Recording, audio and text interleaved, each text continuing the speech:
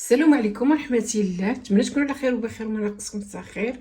الوصفة ديالنا اليوم كيكة، نحتاج فيها 150 غرام الزبدة اللي هي 2 معالق كبار. غنحتاج كاس سنيدة، 3 البيضات، هاد لاباني، قشور حامضة وحدة معصرة، ليغور، 2 كيسان ديال الطحين. دابا بسم الله غادي نبداو. غنعمل هاد الزبدة دابا والسنيدة يدورو بصد الملح اللي عندينا.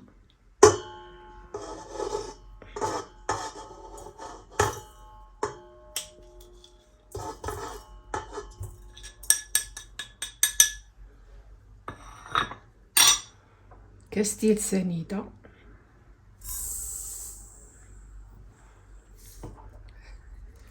لاباني هاد الشكل،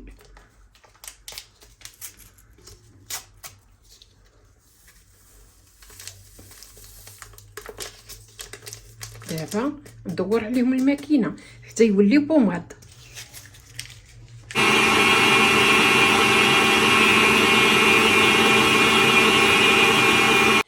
بعد ما ردينا هاد الزبده والسكر طلقناهم مزيان وهاد لاباني، دابا غنزيد بيضه نخليها تتخلط ونزيد وحده اخرى. دابا نطلق الماكينه، نصدعكم شويه سمحولي.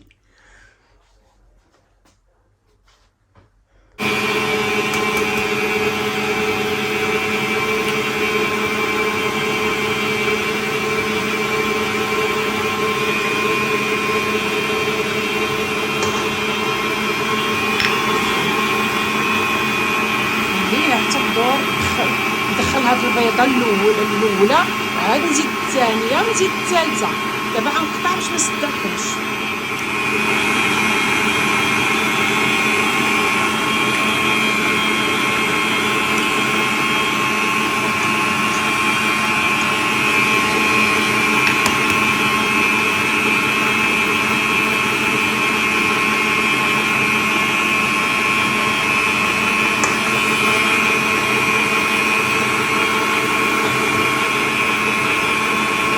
بعد ما دخلت البيض مزيان، دابا غادي ندير الطحين وغادي ندير خماره وواحد شويه 12 غرام.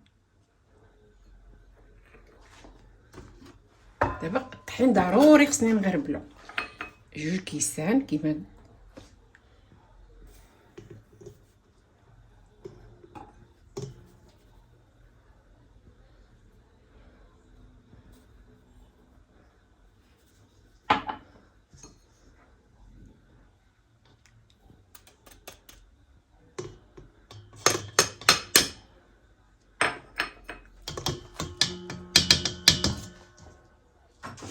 دابا غادي نردها الدور.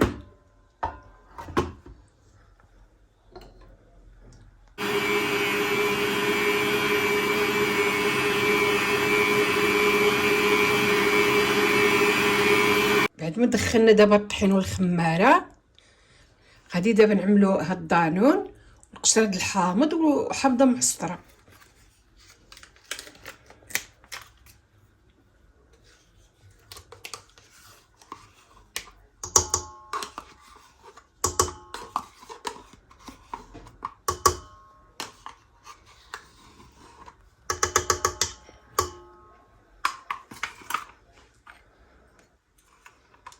قشره د الحامض،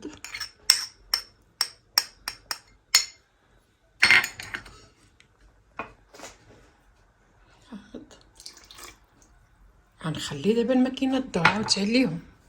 صافي دابا ما بقى لنا غنعملوها بالقالب.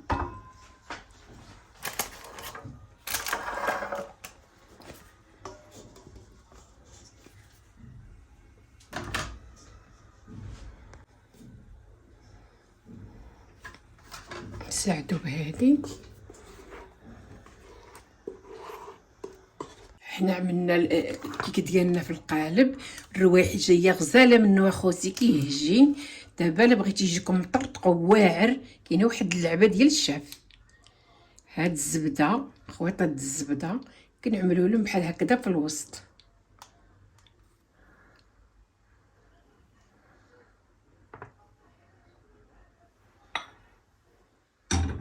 دابا ندخلها للفران حتى تطيب ونوريها لكم. السلام. الكيكه ديالنا خرجناها من الفران مازال سخونه. عملت هنا واحد شويه العصير الحامض ونص كاس الماء العنبه ومعلقه السكر، خليت نتذابوا. عاد زدت الحامض. دابا غادي نسقيها محدا سخونه.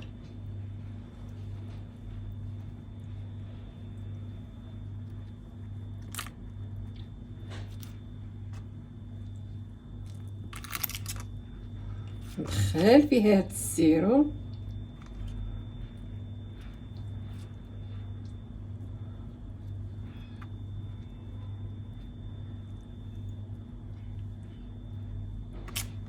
تجي رائعه تبارك الله.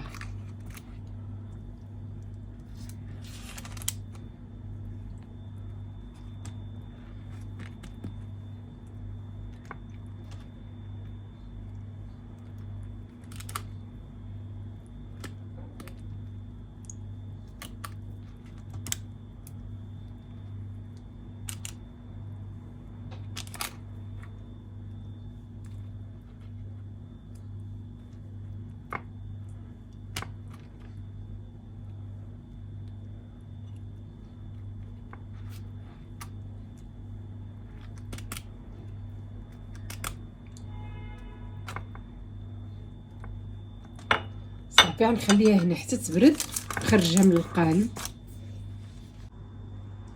الكيكه ديالنا د الحامض بعد ما وجدات زيناها السكر كلاصي والحامض، كتجي في هذا الشكل رائعه. نتمنى تجربوها، ولا عجبتكم اللايك مشاركه ومرحبا بكم في القناه والف مرحبا. السلام عليكم. ولا فيديو اخر ان شاء الله. ما تنسوناش من اللايك والمشاركه. السلام عليكم.